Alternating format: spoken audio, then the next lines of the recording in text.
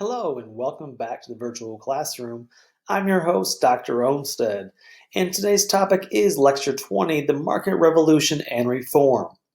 Now, as always, take a quick moment, hit pause on this video, jot down the lecture outline, and pay particular attention to those key terms. Make sure you can identify the who, what, where, when, and why, as well as be able to connect the terms to each other and to their larger historical significance. Now, with that, let's get started.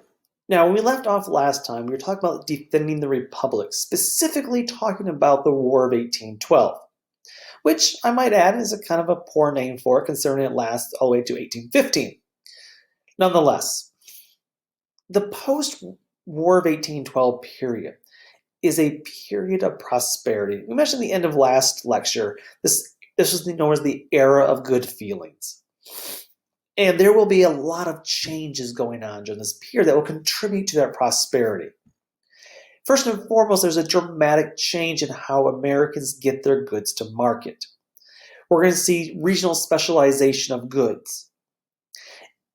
And so depending on where you live is going to determine how you make your living, what you grow.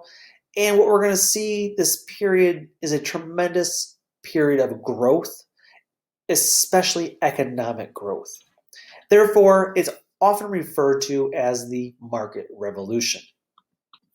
So, the market revolution. A revolution in what? Well, it's a revolution in what people produce, how much they produce, and how they get their goods to market. This is known as the transportation revolution. And of course, as a result of this, as we're going to see, it will lead to what's called regional specialization again. Now, let's start with the transportation part. You gotta realize the transportation links formed during this period. They're gonna revolutionize the methods in which we can travel across our country and, of course, get the goods to market. This will include roads, canals, and railroads as we get to the 1830s and 1840s. And of course, these are vitally important that contribute to this market revolution. And some would argue this is also what was known as the first industrial revolution in our country. We'll get to that in a minute. Now, see, the thing is, though, all these things, especially transportation, it costs money.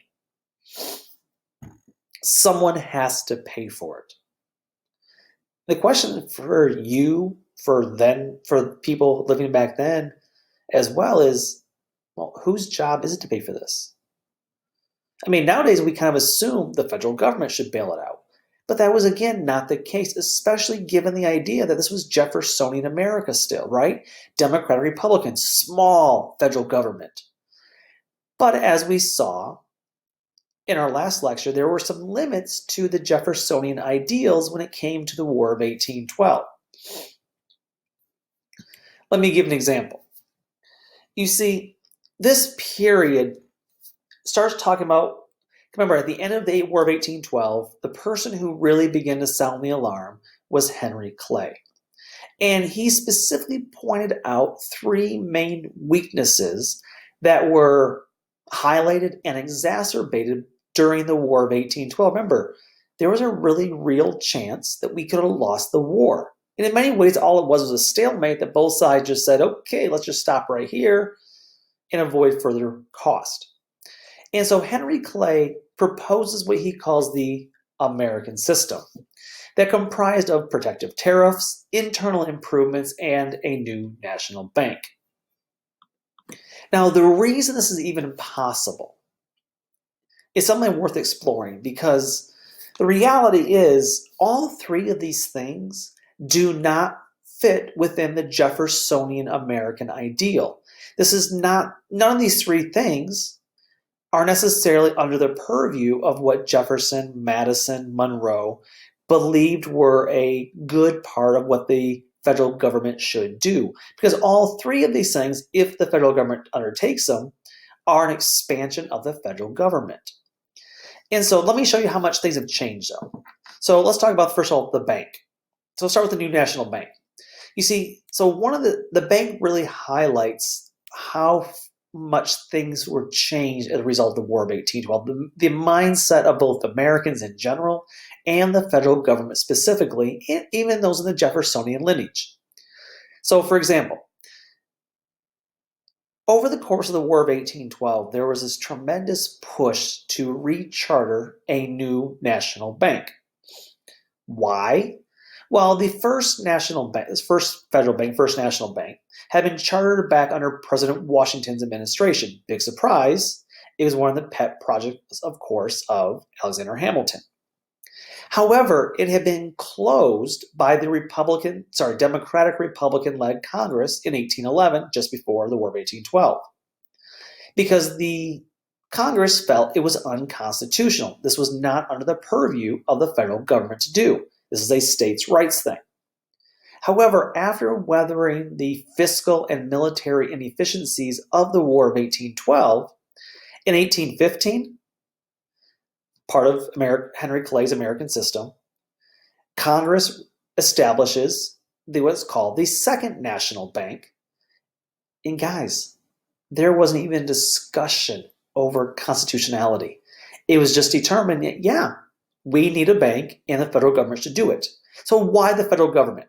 Well, so let me get with it. So in 1815, it is chartered by Congress. In 1816, it officially reopens the Second National Bank. It opens in Philadelphia. And not only does it provide a more stable currency, because it's being backed by the federal government to be issued to each individual state, versus individual states who are each kind of determining their own monetary value. Again, there's a big difference there. You as a nation need one stable currency. So the National Bank provides that. In addition, National Bank, as opposed to state banks, is the only bank that can engage in business across state lines. So it provides an important national economic financial institution. And this is important to any modern industrialized nation. You need this as a way to shore up your financial stability. You need to be able to do financial transactions across state lines. Otherwise, if you don't have a national system, states are competing with each other and looking for their own selfish gains in many respects. So again, this is a win for Henry Clay. It's a win for the American system that he proposed, and it shows you how far it's changed in just 4 short years, from 1811, when it was deemed unconstitutional, to 1815, when Congress was like, yep, sign me up. Another part of his system, Henry Clay's American system, was also implemented in 1816, and that was the protective tariff. Now, there have been attempts, there have been small parts to a tariff prior to this, but 1816 largely marks the first real substantive tariff in U.S. history. This is a protective tariff. Now, what does this mean? Well, this protective tariff theoretically protects American manufacturing by tacking an average of 25% on all imported goods that enter into our country, thus protecting American manufacturing. And the thing is,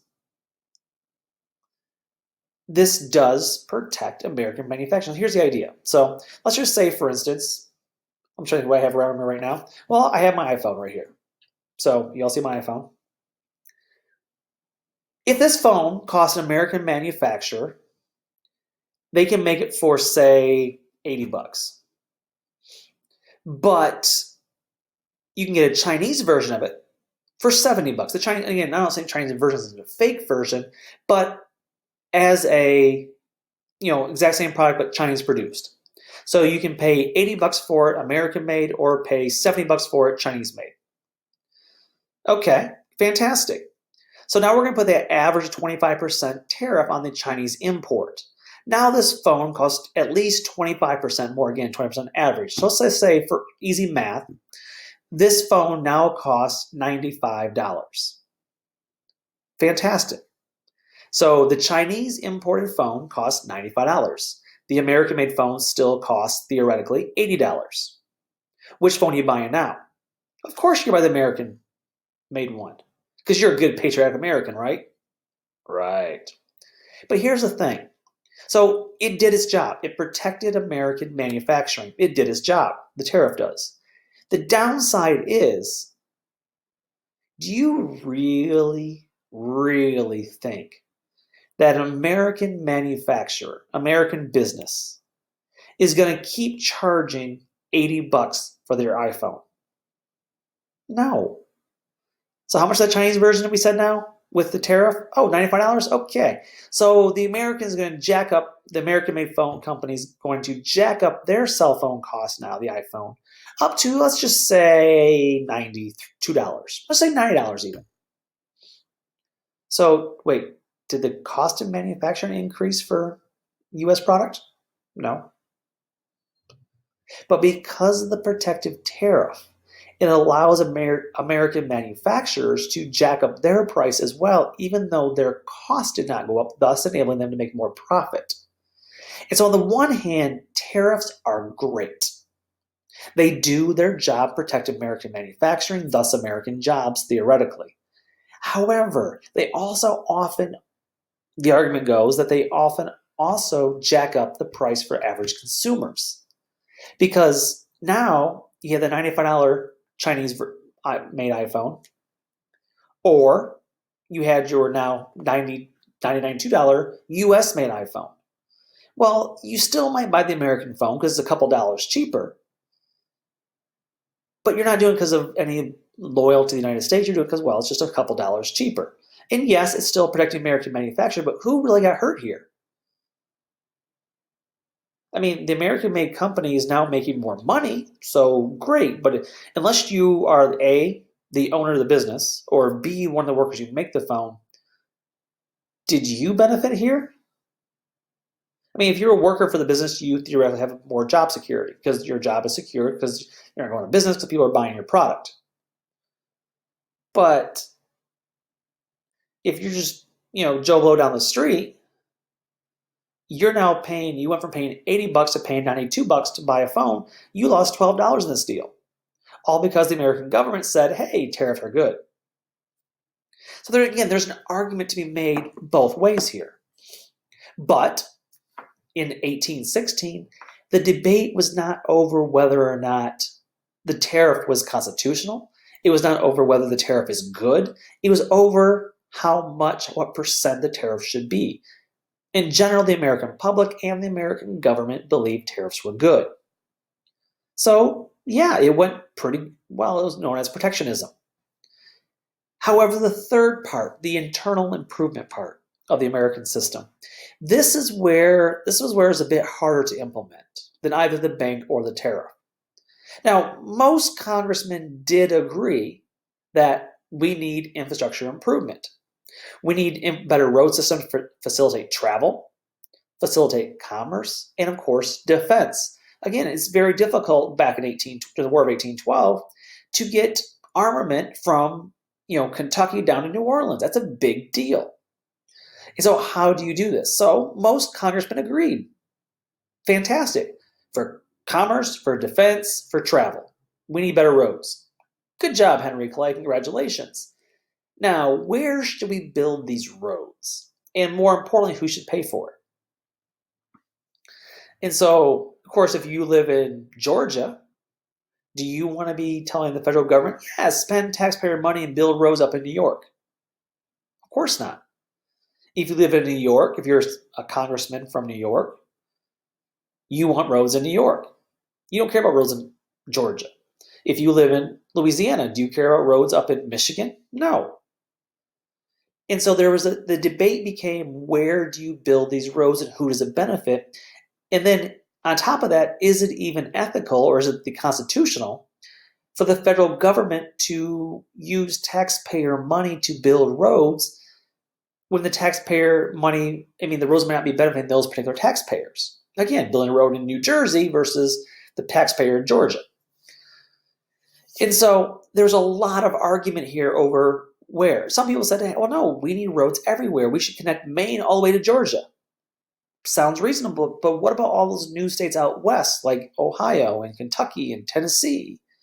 Don't they need roads too? So are we privileging the North, the Northeast, the East? Which region are you trying to privilege here? And it leads to largely a stalemate in Congress. Then the second problem with this,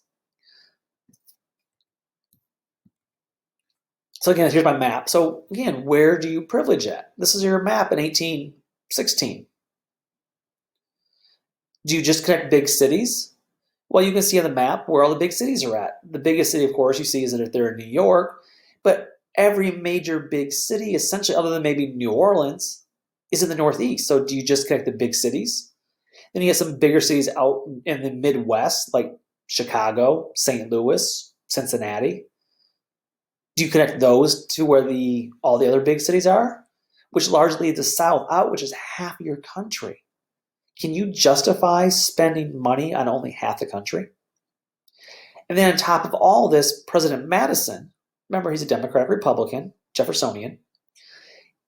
He was president until 1917, and then his successor, President Monroe, president from 1817 to 1824, either one of them would not support any internal improvements unless a constitutional amendment was passed. In other words, they argued that government, President, Congress, does not have the authority in the Constitution to do one of these major road building infrastructure projects with taxpayer money.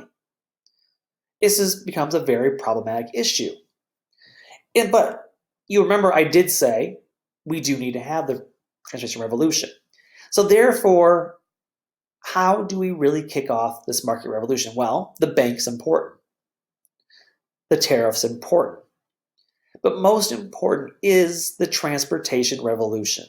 And because the federal government was largely not helpful at all, again, for the most part, there was a few exceptions, it would fall to local states to actually fund these projects. And so local and state governments and some private companies began to invest in transportation infrastructure. And as you can see, we start building roads in, again, late 18 teens, 1820s, 1830s, and you see the map by 1840, we are starting to connect our country. And you'll notice the majority of the major roads are in the north and northeast. Why is this important? It radically increases the speed and lowers the cost of moving goods, people, and information. Let me repeat that. The transportation revolution radically increased the speed and lowered the cost of moving goods, people, and information. Now, this began in multiple stages. So, first of all, states and local localities began to fund toll roads. Some we all know near and dear to us here in Houston, right? And most of these roads were in between Maine and Pennsylvania. Over 1,000 companies, over 1,000 companies were chartered to build roads. And again, most of these were toll roads. You pay a small fee, you use the road access. The problem with this is you are still, despite an improvement here, again, this is improvement. In other words, these roads, remember, they're still dirt roads, but they are better than going over mountains and over lots of rock. These are cleared roads that are hard-packed dirt, which means potholes and mud. You can only travel them seasonally because of snow in the north, snow and ice. And you pay a small fee to the owner of it, whether it's the state, whether it's the local county, whether it's a private business. And again, while it's important, you're still limited by horsepower. The bigger improvement would come in water travel. In 1807, Robert Fulton, he's from Pennsylvania, he was an engineer and he developed the first operational steamboat.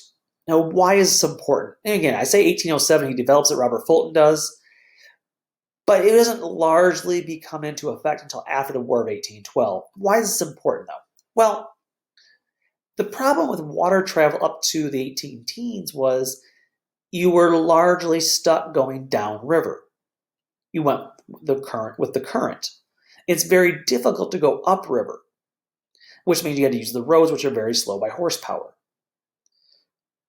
However, Robert Fulton's design of the steamboat now allows boats to go upriver, which dramatically decreases the time and thus decreases the cost to transport people, goods, and information.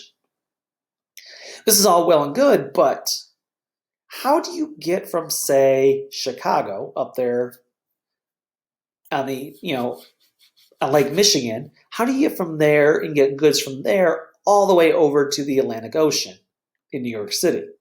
The problem is you can't. Basically, what you had to do is you had to put your stuff on a boat in Illinois, go across over top of Michigan from Lake Michigan down to Lake Huron into Lake Erie.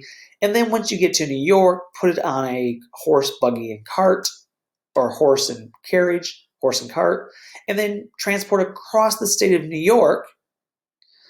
How many miles is that there? About 364 miles. And then put it out in the Hudson River, drop it down to New York City. While it's okay, thanks to the steamboat, it's not that efficient. How do you connect these bodies of water? And the answer was canals. And the canal system that begins to operate throughout our country. During the 1820s, canals were booming business, much like roads were. They became the new way to travel. And again, in large part thanks to the steamboat. And one of the most famous of these was the Erie Canal. And I'm going to go back to my map here. So it connects basically Lake Erie all the way across the upper state New York to the Hudson River. And then from there, you can drop down the Hudson River, down to New York City, and out to the bay. So here's a close-in, zoomed-up image of it. So this was started in the 18-teens, in 1817. And this becomes one of the most important man-made canals in our country's history. So it's begun in 1817. Again, this is a state-funded project. State of New York funds it at a cost of $7 million. That's expensive, yes. But look what they're doing here. Look at this map on the top left.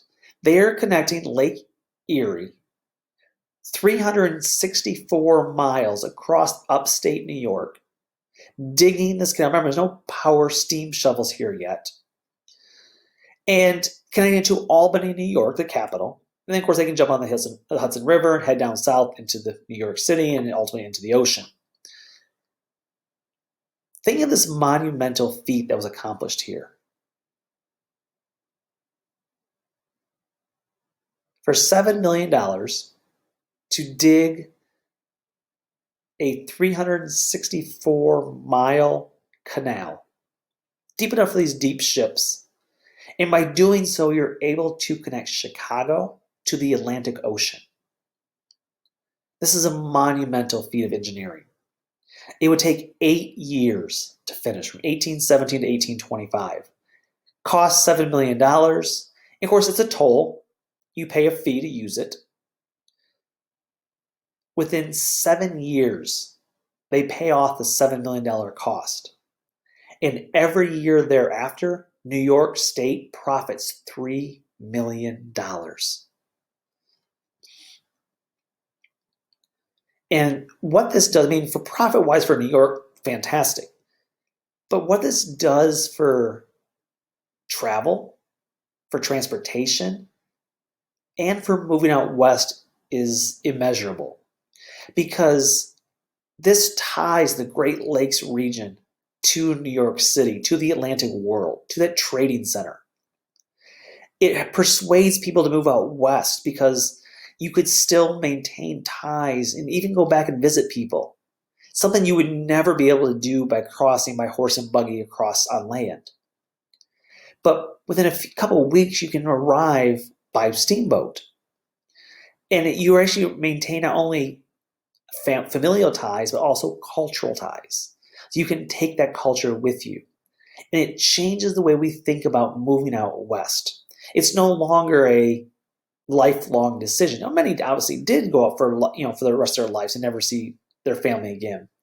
But this allows people to essentially take a trip and still maintain contact with family and friends back east. And of course, along the Erie Canal, just like the modern freeway system we have here today, you've got to open a Buc-ee's, right? If you're here in Texas. So you got to have rest stops. Well, in this case, what you create are these boom towns. Places like Buffalo, New York, Rochester, New York, Syracuse, New York, Utica, New York. These are all cities that are created because they were stops along the Erie Canal. And some of these, of course, are quite famous. Syracuse has got a great university. Rochester became a huge manufacturing town later in life. And of course, Buffalo, people like to dump on it now, but they were so big on the Erie Canal that they will have a Major League Baseball team, the Buffalo Braves at one point. And of course, they also have an NFL team, and mostly because of their long legacy of importance thanks to the Erie Canal dating back to 1820s. So why does this matter? Let me give you some stats here to understand this. The new roads, no, not canals, just roads for a minute. The new roads cut the cost of wagon transportation from 30 cents per ton per mile to 15 cents per ton per mile. So these new roads, these toll roads, cut the cost of transportation in half, from 30 cents per ton per mile to 15 cents per ton per mile. Steamboat shipping cut costs going downriver 75%. Because even downriver, you don't just have to rely on the flow of the water. You could, use the steam power and get there quicker. And of course, innumerable how much it went upriver. That's just cost. What about time? So in the old days, it would take 52 days to ship something from New York City to Cincinnati, Ohio. Let me go back to my other map real quick so you can see the full map here. So to go from New York City to Cincinnati, Ohio, it would take 52 days. Thanks to the steamship and the transportation revolution, that time's been cut down to just 28 days. Again, almost in half. Thanks to this new technology of roads and steamboat power for the canals and the river systems. And then by the 1830s, 1840s, it would drop one more time. It went from 52 days to 28 days. By the 1840s, that same goods going from New York to Cincinnati would now take 18 days. Why? Because of another new invention. Because it would basically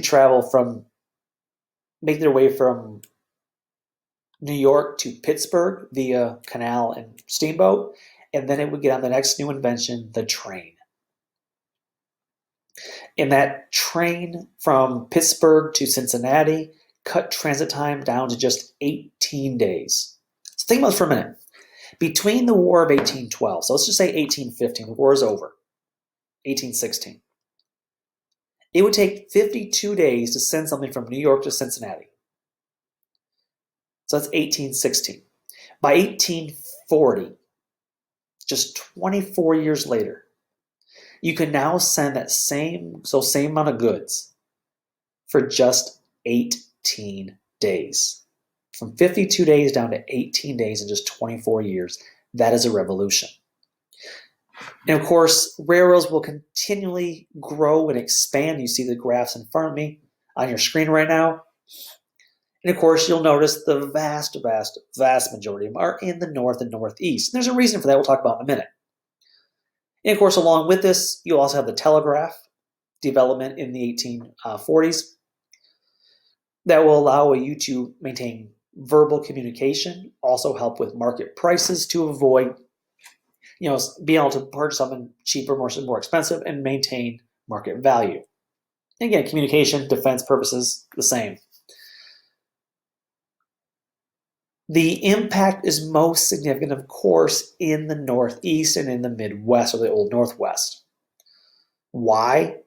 Because at the same time this is occurring in the transportation revolution, we're also experiencing something else.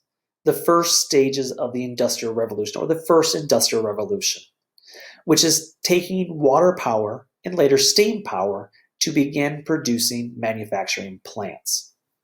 Now, what we're going to see here first in this era, the first Industrial Revolution, is not going to be heavy manufacturing like steel or iron. That all comes later, post-Civil War.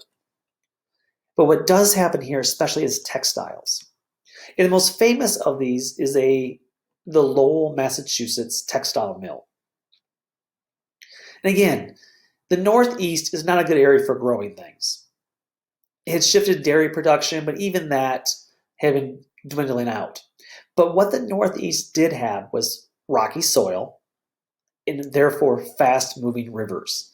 And they were able to take those fast-moving rivers and convert it into power, hydroelectric power. And in this case, the textile industry was able to use this power to create machines to turn cotton into cloth and cloth into clothing. And of course, one of the most important factory towns is the example of Lowell, Massachusetts. In the 1830s, it will develop as a primary factory town. And what I mean by factory town is you can see the top right there. It's almost like a college campus. Everything you need is right there. There's housing, there's food establishments, there's usually entertainment establishments, and of course, this is where you work. And so you have a company store, there's a church there, and by the mid 1830s, about 17,000 people live in Lowell, Massachusetts, and all are affiliated with the factory. What makes Lowell unique, though, what makes it such a special case study, is that the owners of the business made a conscious decision to hire young, single women. More than 70% of their workforce was young, single women. And basically, the other people were either older women who were responsible for the dorm rooms, basically to make sure they're living morally. And of course, your managers, your foremen, who were always male. And while you're there, you work 6 days a week from dawn until 7 p.m. Because remember, there's no electricity yet, you are limited by daylight. So from dawn to 7 p.m., and you get a 30-minute lunch period. So it's a long day, usually about a 12-hour day, sometimes longer. You work 6 days a week, you get Sundays off, of course, because what do you do on Sundays? You go to church. So why do they hire women? Why is there's this conscious effort to hire women here? And the answer is, well, there's a lot of reasons why women are the ideal employee here. Number one is, with the shift from farming to dairy, women lost a lot of responsibilities because there wasn't as much labor needed for dairy farming. Basically, the husbands could do it, women had nothing to do. So number one, they had nothing to do, why not work in the factories? Number two, they're women, you can pay them less. And again, because they're women, the owners felt, hey, pay them less. And they did. Number three, women were supposedly, of course, more passive. They were the weaker sex. And therefore, the idea was that, women are supposedly the weaker sex, the fairer sex. They don't have the right to vote, no one to protect them. So even if they complain about work conditions or long hours or low pay, who's going to listen to them? They can't vote. They're going to complain to men who don't really care. Not only that, because they're young, single women, these owners wanted this temporary workforce. Because the reality is, when the woman got married, they were going to quit, go home, and raise a family with kids.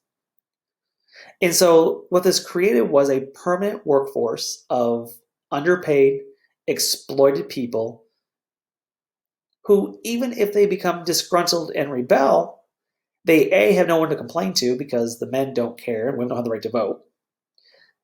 B, the men will just think they're complaining because they're women. And C, they aren't going to be there that long anyway because they're women. They're going to get married and have kids, and thus they're going to quit their jobs. So the question is, why did women sign up for it? And women did. Thousands of women wanted this job. It was a chance to do something before they settle down. So in your mid to late teen years, maybe early 20s if you're a late bloomer, this became an opportunity to get out and do something in the world before you became confined to the house and raising babies. And this became the model for many these early factories in the 1830s, early 1840s. By the late 1840s, 1850s, we started to see a new wave of immigrants coming from, Central and Eastern Europe, especially the Irish. And these Irish were desperately poor. They were willing to work for even less money than these women. And as a result, the owner said, so we're going to trade off here. So women were disposable and they would leave, so they wouldn't fight back. But these Irishmen are willing to work for less money. Yeah, you know what? We'll go with the Irishmen. And so Irishmen began to replace women. And then other immigrant groups as well came later. But essentially these Irish and other immigrant men began to replace women by the late 1840s, 1850s, because they are, A, going to work for less, and they will not be easily replaced as far as These are permanent workers. They're not going to quit within a couple of years. And thus, by the eve of the Civil War in 1860, more than half of the workers and employees are immigrant men. So what does this all lead up to? Well, the American system that Henry Clay idealized, proposed, did not accomplish what he hoped it would. Now, it did facilitate transportation, it did facilitate communication, and the Industrial Revolution of the Northeast and Middle Atlantic were heavily benefited by this market revolution, the American system. But the thing is, it didn't have the same impact everywhere. And what it leads to is what's called regional specialization. In other words, if you are in the Northeast, you are going to be heavily reliant on industrialization. Again, this is early industrialization. So we're going to have dairy cattle, dairy farming, and of course, mostly textiles. If you are in the South, you're going to start relying on cash crops. Again, you always have plantation labor system, slavery, and as we're going to see soon, of course, cotton. Now, if you're in the Midwest, in the old Northwest, but this Midwest region, you're not quite industrialized yet. Instead, you are known as the nation's breadbasket. You're producing corn, wheat, and livestock. Remember, Chicago, before it was industrial, was a huge slaughterhouse for cattle. And so up to the Civil War, we actually developed three very distinct regions of our country. And you can see by the map here how it's color-coded. You see how the nation's quickly becoming economically and commodity divided. And you can see why they start having their own interest and feel like when things like tariffs are passed, they don't really benefit everyone. On the other hand, though, this Industrial Revolution, the first Industrial Revolution, and this market revolution does bring about something else, though, and that is the emergence of a middle class. For the first time, again, this always follows the Industrial Revolution, for the first time in U.S. history, we began developing a true middle class. Women and children, and of course, the hallmarks of a middle class are a rising standard of living, as you're making more money, but it also usually entails the husband becomes a breadwinner, whereas the women and children are less impact on the day-to-day economy of the family. In other words, women and children become confined to the home, and the men will be out doing the work. And this has always been the general idea. The middle class is the one who's able to fully implement this because the women are no longer needed on the farms, and therefore the women stay at home and take care of the children. In addition, there's a need for fewer and fewer children because back in the old days of farming only, you needed lots and lots of children to work the farm to help the father out. Well, if the father's now involved in transportation, industry, they no longer need all those children. And therefore, people begin having fewer and fewer children, smaller families. But the thing is, this has a tremendous impact on the role of women. Because since they're having less impact on the outside economy, they stay home. They will spend more and more time at home dedicated to raising their children. The domestic sphere, the private sphere. Their domain is in private, in the home. And these women, not only will they increase this role in raising their children, they're going to try to create the perfect home life. They want to create this place of escape in the home, a place of calm and tranquility. This is the responsibility of the woman. Now, let's go back here for a minute. We had a little lecture a while ago about who really won the revolution. We're talking about how women developed this role of Republican motherhood. It was a way to create a role for themselves when they'd been left out of this new country. Well, likewise, this new middle class did the same thing. They said, wait, no. So we're confined to the home now in the private sphere? Okay, so that's fine, but we're going to take that role and we're going to do it to the best of our ability. We're going to make the perfect home. It's a place of peace, calm, tranquility, morality. And there was a name for this phenomenon. It was called the cult of domesticity. In other words, they had this own little cultish idea of the perfect home, tranquil, orderly, maintained, place of escape and respite. And this was a cult of domesticity. And they were trying to use this to create the perfect household, instill morality in their children, because you want to raise your children to become good citizens. So you see, this is very similar to that Republican motherhood, but it's a step in a different direction. Because while this theoretically does isolate women, it keeps them in the home. Women say, well, wait, if we are doing such a good job in our homes of creating peace, order, the perfect home, then maybe we should push out into society. And so they begin to say, if I'm responsible for creating a good and moral home environment, then I should take this same idea and apply it to my community and do some reform movements in the community. So women began to get involved in lots of reform movements in this period of the 1830s, 1840s. And many revolve around children. So for instance, women have less responsibility at home on the farm, and they have more free time. They use it to improve society. Things like Sunday school movement, things like public education movements. Again, we don't have public education yet. This is a step in that direction. Helping orphans, and then also active in reform and hospital movements. But look at those 4 things listed here. Sunday school movements, children. Public education movement, children. Helping orphans, children. Again, these all 3 things fit in with the traditional role of women in the home, right? Children, raising children, making society better for children. And the 4th one, hospital movement, being nurses. This is traditional role acceptable for women. And so one of the reasons, though, women feel empowered to move out of the home and fix society, called domesticity, is because with all this change going on, people once again began to feel adrift, and they lost their center.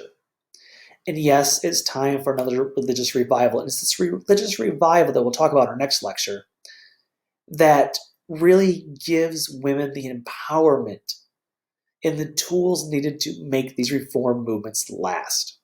But we'll talk about that in our next lecture. So until next time, bye-bye.